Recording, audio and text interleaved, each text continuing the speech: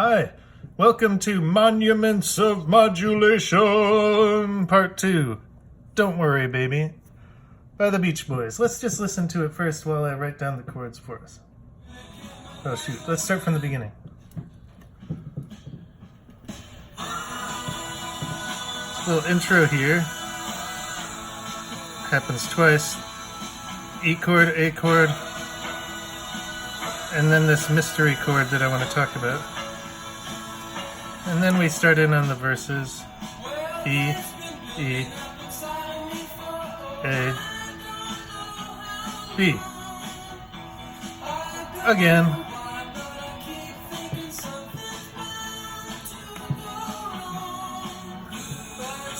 F sharp minor, B.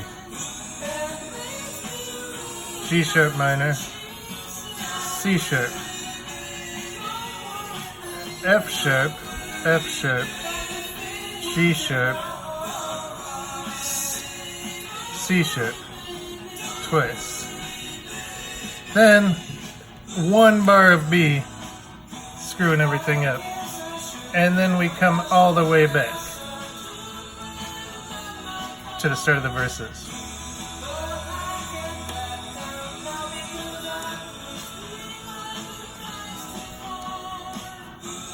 F sharp minor, B, G sharp minor, C sharp, F sharp, and I guess we'd call this the chorus. G sharp minor, C sharp, F sharp, G sharp minor, C sharp, random one bar of B, back to this intro thing. When an intro happens later on, we tend to call it an interlude. There you go. Interlude's a good place to start.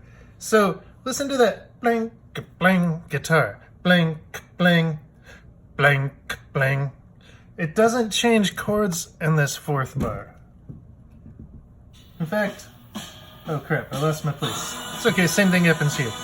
Listen to all the human voices, the Beach Boys' voices. They hit this A chord,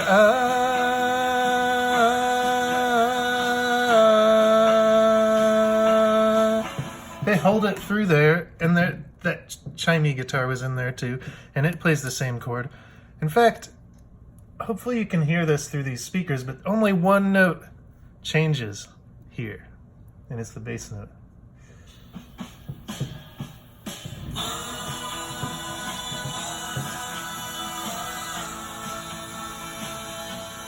So the bass is going do, do, do, do, fa, fa, sol, sol. It's like the bass player thought it was a B chord, but everyone else thought it was an A chord. In fact, that's kind of how we notate these sometimes. An A over B. Whenever we use a slash notation like this with letter names for chords, we mean the top one to be the chord, all the upper voices of the chord, and the bottom one is the bass note. A lot of people just call this chord B11. And we can get into lots of detail about 11th chords. I'd recommend listening to every single Delphonics song that exists, and you'll hear what a dominant 11th chord sounds like. It's a special kind of chord. It's different from your other dominant extensions like 9ths and 13ths because it has this floaty quality. Hard to explain, easy to hear here. And in fact, this is a great way to think about 11th chords. The bass went, none of the other voices went. It's also a great introduction to how I think this song so masterfully depicts its lyrics. The lyrics of this song are about a guy who is into cars, just like, you know, Brian Wilson and half of all these early 60s West Coast rock and roll songs. But instead of just being all machismo, the song is kind of about how he gets in over his head, and then he accidentally was bragging about his car, and he thinks something's going to go bad, and you know, maybe it does. We don't really find out what happened. We never find out what happened, but basically it kind of suggests he's like gotten himself into this car race, this street race that he maybe is feeling unsure of, and then his girlfriend is reassuring him by telling him, "Don't worry, baby. Did I mention it's Brian Wilson's birthday, and that's why I'm doing the song? It's Brian Wilson's birthday, and that's why I'm doing the song." So this part makes total sense. 1, 4, and this 5, 11 chord. A tonic functioning chord, a predominant functioning chord, a dominant functioning chord, but a weird one that feels like half of it is hanging on to the predominant feeling, right? We can get into feelings. We can talk about our feelings. Let's talk about our feelings. I feel like we are in the key of E pretty solidly at the beginning of this song. And in the key of E, a 1, 4, 5 progression couldn't be more normal. During the verses, the 5 is a normal old 5, not a 5/11. The voices all change. Everybody changes chords. And so these first 4 bars that are then repeated of the verse really create a solid foundation for what's going to happen next, which is we have a 2 and a 5 chord. That makes all the sense in the world. And guess what? Even this 3 chord makes a lot of sense. The first chord that stops making all that much sense in the key of E is the 6 chord. This 6 chord should have been a C sharp minor chord if we were in the key of E. If you think about the notes that are in a C sharp major chord, you have a C sharp, an E sharp, and a G sharp. And let me tell you, there is no E sharp in the key of E.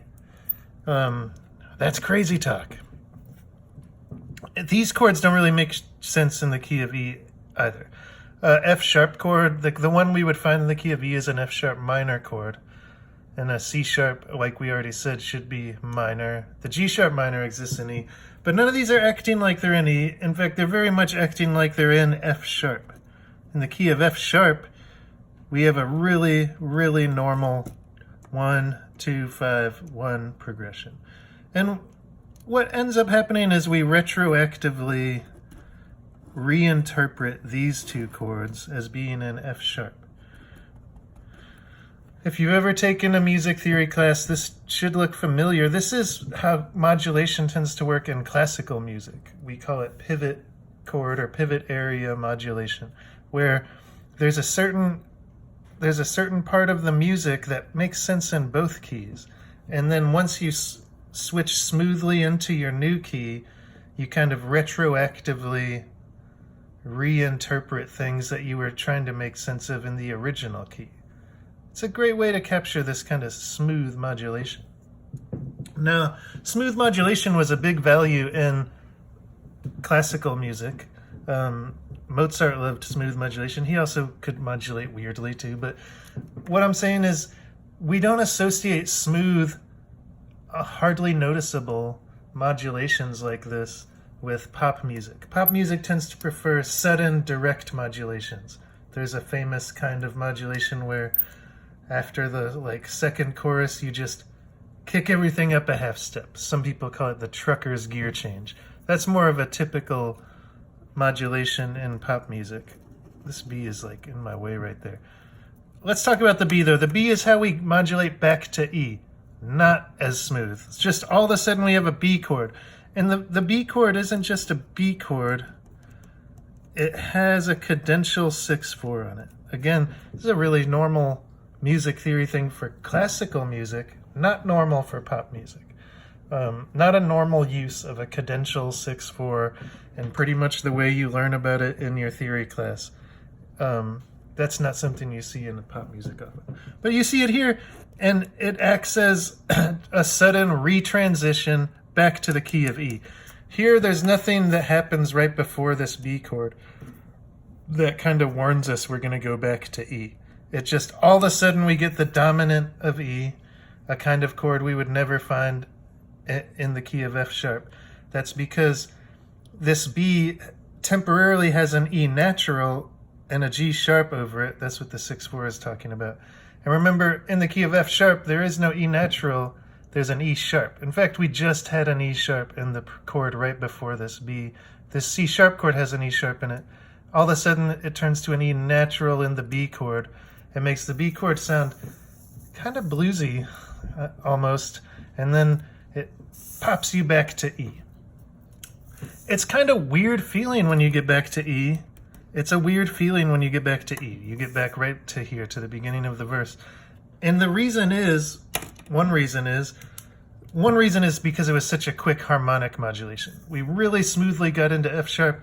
In fact, maybe you never even noticed before that this song modulated. I never did until I, for some reason, picked up a guitar and played along with it and was like, wait, this ends in a key different than what it began in. What gives? It's so smooth you don't even notice. This one, you notice something weird happened. Another reason, though, is hypermeter. Hypermeter is a metrical organization that goes longer than a bar. And usually you can think of hypermeter as like an alternation of strong and weak bars. And we've had an alternation of strong and weak bars this whole song. Well, it's been weak, weaky, weaky, weaky, strong, strong, strong, strong, weak, weak, weak, weak, strong, weak, weak, weak, weak, weak, strong, strong, strong, weak, weak. Everything has followed this nice strong, weak, strong, weak. Then all of a sudden, though, this B pops right back into the verse. What was supposed to be a strong beat, but it came after a strong beat, like we were missing the weak beat. Like we jumped over this hypermetrical step. We jumped the gun. And again, remember, I was just talking about this with regards to how this 11th chord arises. The bass jumps the gun.